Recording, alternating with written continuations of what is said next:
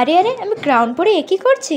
ও হ্যাঁ, মনে পড়লো, আমি যাচ্ছি আমার মাসির রিসেপশনে। আর এখানে আমি আমার মা একদম রেডি হয়ে গেলাম, বাড়ির সবাই রেডি হয়ে গেল। এখানে আমার মা খুব কিউট লাগছিল, একদম হিরোইনের মতন। তারপর এখান থেকে আমরা স্করপিওতে বসে পড়লাম আর এখান থেকে যাওয়ার উদ্দেশ্যে বেরোলাম। তারপর গিয়েই আগে ম্যাঙ্গো শেকে আমরা হামলা করলাম। তারপর আমি আর মা কিছু ফটোশ্যুট করার পর আর যখন দেখি ভালো লাগছে না, তার মাসির ওখানে গিয়ে ফটোশ্যুট করার পর ওখান থেকে আমরা চলে গেলাম ফুচকা স্টলে। কিন্তু গিয়েও লাভ নেই, আমি তো বলেইছি আমি ফুচকা খাই না। যাই হোক, এরা খাচ্ছে, আমি শুধু দেখতেই থাকলাম। আর তারপর এখান থেকে দেখার পর বললাম স্মোকি বিস্কিট খাই।